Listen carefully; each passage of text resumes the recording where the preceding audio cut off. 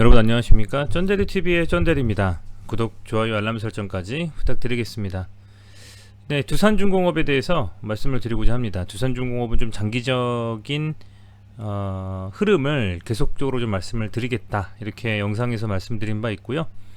말씀드리고 나서 며칠 되지 않아서 좀 상승을 했습니다. 일시적인 좀 상승을 했었고, 지금 며칠간 좀 조정을 받고 있죠. 관련해서는 뭐 제가 스스로에게 약속을 한 부분이기 때문에 이 두산중공업에 대해서는 계속 한번 리뷰를 하면서 매일매일의 주가의 변동사항이라든지 특이사항에 대한 부분들을 언급드릴 필요가 있겠다라고 좀 생각을 해서 상승을 하던 하락을 하던 계속 말씀을 좀 드릴 생각입니다.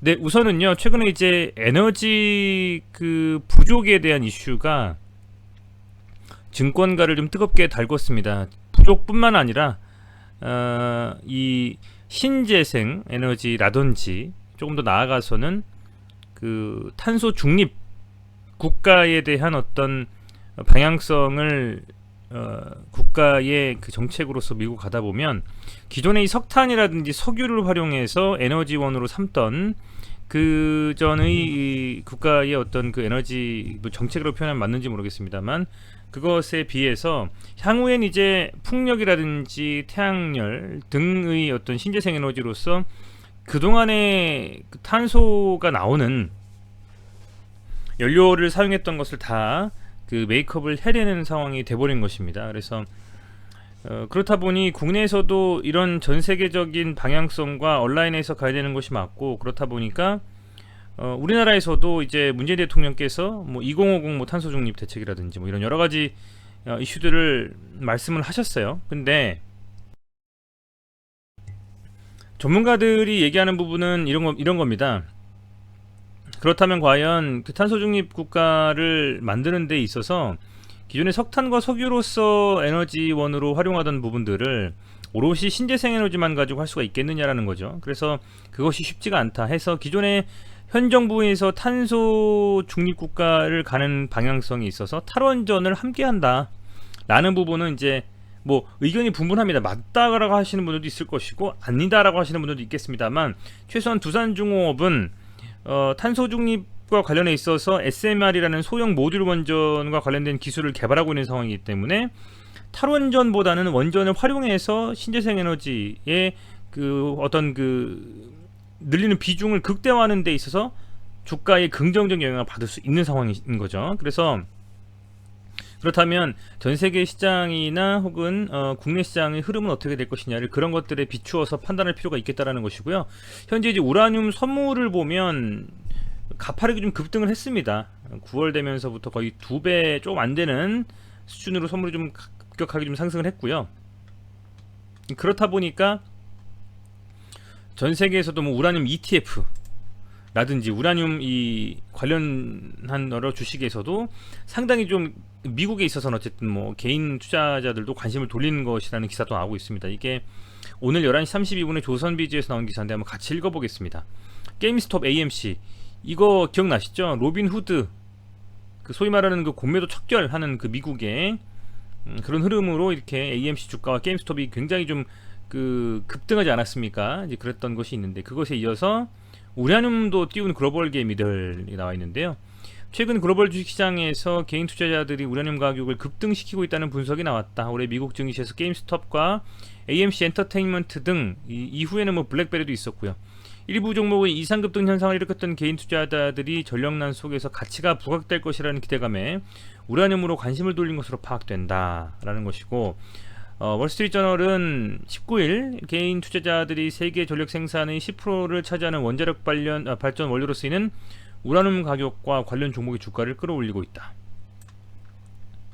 이게 뭐 비단 우리나라만의 흐름은 아닙니다. 우리나라에서도 뭐 서전기전, 한전기술, 한전 KPS, 두산중공업 등등의 회사들이 가파르게 주가 1차 상승을 했었고 6, 7월쯤에 최근에 이제 한번 반짝 반등한 게 있었죠. 원자력 관련 자료조사 업체인 UXC에 따르면 우라늄 현물 가격은 지난 8월 초 파운드당 32.25달러에서 이날 파운드 47.10달러로 상승했다. 그죠? 네, 이렇게 되어 있는 거고, 우라늄 가격은 지난 2007년에 137달러로 정점을 찍은 뒤 2010년 후쿠시마 원전 사고 이후 폭락하며 지지부진한 수준에 머물렀다라는 것입니다. 우라늄 관련 업체들의 주가도 강세다. 네, 우라늄 광산업체인 카메코 주가는 20% 넘게 올랐고, 그죠? 캐나다의 우라늄 기업인 데니슨도 25% 급등했고, 텍사스 광물업체 우라늄 에너지의 이달 상승률도 17%가 기록했다라는 것입니다. 아울러서 월스트리트 저널은 과거의 개인 투자자들은 우라늄과 같은 개별 광물에 투자를 하기 어려웠지만 최근 쉽게 투자를 할 수 있는 신탁 상품이 등장하면서 발길이 몰리고 있다. 뭐 우라늄 ETF가 급등했다는 기사도 있었죠. 보시면 이런 것도 또 있습니다. 그죠? 이투데이에서 나온 내용에 따르면 에너지 대란의 원전주와 우라늄 ETF에 관심이 쑥 올라갔다라는 내용입니다. 그죠? 쭉 내용이 좀 나와 있고요. 어쨌든 다시 돌아가서 말씀을 드리자면 그게 아마 이런 내용인 것 같습니다. 신탁 상품이 등장하면서 발길이 몰리고 있다. 자산 운용사인 스프로트가 출시한 신탁은 올여름 이후 2번에 걸쳐 개인 투자자들로부터 자금을 조달해 우라늄을 대량으로 사들이고 있다. 이런 내용이고요. 자, 우라늄 관련 종목의 주가는 뭐 카자흐스탄 국영기업 카자톰프롬이 자체 우라늄 펀드를 출시하면서 더욱 치솟았고, 또 내용을 쭉 보면 자, 보면 월스트리트저널은 우라늄의 경우 개인 투자자 이외에도 기관 등 여러 곳에서 투자에 나서고 있어서 가격이 계속 강세를 유지할 것이다 라는 내용이 나와 있다는 겁니다. 그죠? 이런 뭐 내용도 ETF를 통해서 ETF 관련 우라늄 관련 ETF들도 상당히 좀 상승을 하고 있다는 부분이 있는 것이고요. 자, 그런데 이런 겁니다. 에너지 전문가의 95%는 원전 유지 확대를 해야 된다는 기사가 오늘도 나왔는데요. 뭐에 그러면 확대를 해야 되느냐? 다 아시겠지만 탄소 중립에 대한 부분들을 고려했을 때는 필요하다라는 거죠. 이것도 한번 내용을 볼게요. 이것은 세계일보에서 나온 내용입니다. 대부분의 에너지 전문가가 2050 탄소 중립을 목표 고려를 하면 원자력 발전 비중을 유지하거나 지금보다 더 확대해야 된다라고 생각한다라는 것이죠. 그리고 자, 쭉 보면 그 에너지 학회의 학회회원 전경련의 그 한국에너지학회, 한국원자력학회 등 그 회원 116명을 대상으로 2030 국가 온실가스 감축 목표와 탄소 중립 정책에 대한 설문조사를 한 결과 확인됐다라는 겁니다. 응답자의 69%가 2030 그 감축 목표는 과도했다. 그리고 탄소중립위원회가 8월 공개한 시나리오 감축분에 대해서는 79.3%가 과도하다라는 것이고요. 쭉 보고 이거죠. 또 2050 여기 중요합니다. 탄소중립 목표를 고려하면 원자력 발전 비중을 확대하거나 유지해야 한다는 응답이 94.8%에 달했다는 거죠.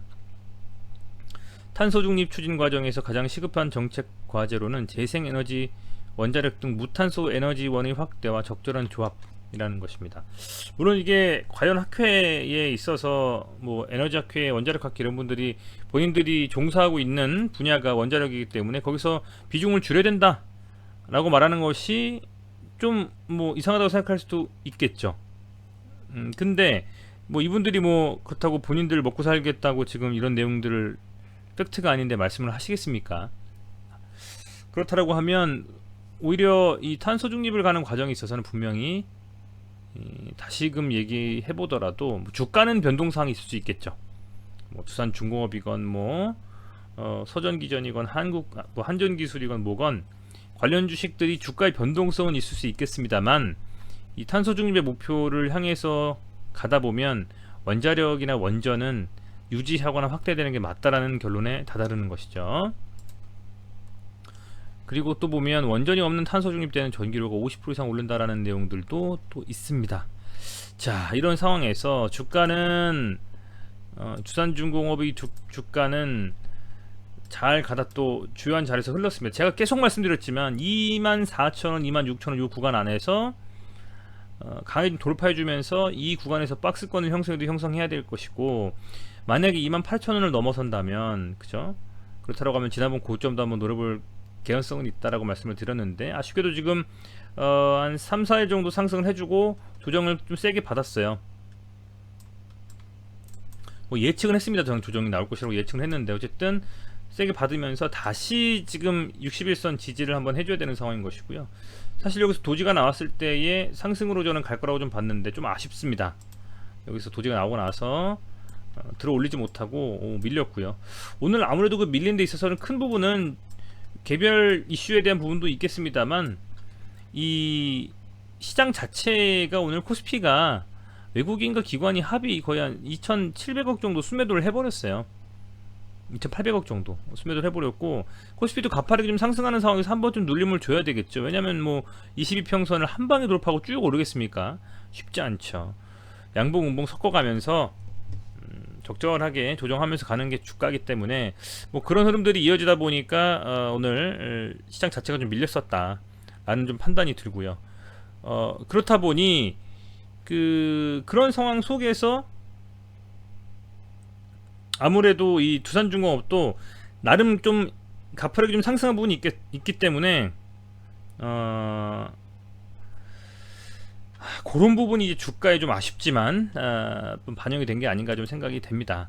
그래서 아무래도 하루 정도 더 밀릴 수 있을지 어떨지는 좀 지켜봐야 되겠습니다만, 순매수 상황을 보면 이 외국인들이 매도에 나선 것은 뭐 최근에 뭐 시장이 워낙에 대외적인 요건에 있어서 밀림의 흐름을 가져가고 있기 때문에 코스피도 어쨌든 오늘 매도가 좀 있었고요. 기관이 물론 더 많이 매도했습니다만은 그래도 외국인의 이런 100억 정도의 매도가 영향을 미쳤던 것으로 보고 있고, 그 외국인의 매도 이외에는 뭐 기금이 조금 매도한 것 빼고는 기관도 계속 순매수 들어와주고 있고요. 개인들도 빠질 때마다 지금 매수를 해주고 있기 때문에 뭐 이 거래량이 좀 없는 상태에서의 음봉, 저는 크게 어떤 신뢰도가 있을 것이라고 생각하지 않습니다. 이 상태에서 어쨌든 조금 눌림이 있고 나서 저는 개인적으로는 23,000원 정도 라인을 다시 한번 돌파 시도해주면서 지켜주느냐가 포인트일 것 같고, 뭐 굳이 따져본다면 요 박스권에서 다시 한번 하단을 치거나 아니면 요 이평선이 몰려있는 요 정도 하루 정도 더 밀려주고 나서 좀 아래꼬리 달면서 양봉이 나오건 뭐 하면서 반등이 저는 한 2만원 정도 원저리에서 나와주지 않을까 좀 생각이 됩니다. 지금 1일 일봉 차트를 가지고 계속 판단하기보다는요, 이 종목 같은 경우에는 그런 것들보다 전체적인 이 상황 속에서 흘러가는 전 세계적인 기류가 원전에 대해서 이것을 비중 축소하고 탄소 중립이라고 해서 원전을 닫아버리고 없애버린다라고 하는 것이 기조가 아니기 때문에 정부가 유지가 되고 3월 9일인가요? 이번에 다시 또 그 민주당 정권이 정권을 잡으면, 그러면 이제 아마 탄소 중립을 함에 있어서도 불구하고 원전을 탈원전할 가능성은 있습니다만, 그게 아니라면 아마 이 정권에 대한 부분들, 정치적인 이슈와 결부돼 가지고 정치적인 걸로 또 엮일 수가 있고요. 아울러서 추가적으로 이 원전에 대한 부분들은 최소한 탄소 중립 국가를 만들어내는 데 있어서 필수불가결한 요소기 때문에 그것은 지금 당장 하루 이틀의 주가 강한 상승에 따른 조정은 만들어낼 수 있고 받을 수 있지만, 지금 그런 것들로 판단하기보다는 좀 중장기적인 흐름을 가지고 두산중공업이라든지 이제 하방에서 바닥 잡고 재정적인 이슈와 탈원전의 이슈를 탈피할 수 있는 두 가지 재료를 가지고 있는 이런 종목 같은 경우는 조금 더 물론 무겁지만 지켜볼 만한 충분한 그 뭐랄까 명분은 있다라고 볼 수 있을 것 같습니다. 지금 어쨌든 아쉽게도 흐름을 이어가지는 못했는데요. 지금 이게 계속적으로 더 깊숙한 하락이 나오지 않고 적절한 수준에서의 지지와 반등이 나와준다면 다시 한번 또 반등으로 갈 수 있는 가능성이 좀 높다고 보고 있고요. 오늘 요런 좀 좋지 않은 흐름에 있음에도 불구하고 대차 거래에 있어서는 요거를 한번 보겠습니다. 대차 거래에 있어서는 조금 그래도 다시 한번 살펴보겠습니다. 종목별로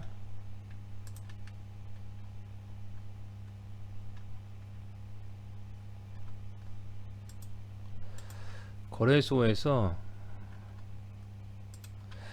이 공매도를 좀 한번 볼게요, 여러분들.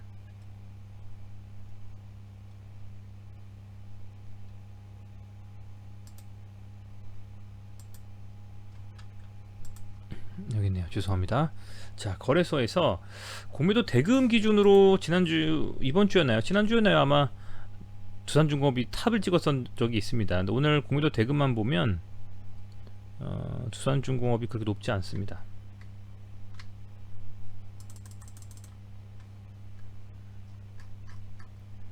상위권에 있어서 보면도 대금으로 봤을 때에 크래프톤, SK하이닉스, 포스코 케미칼 이런 종목들이 많이 좀 밀렸고, 두산중공업은 다행히도 그죠?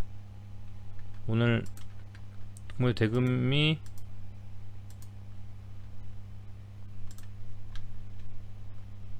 자, 121억 정도였는데 거래소에서 대금으로 따져보면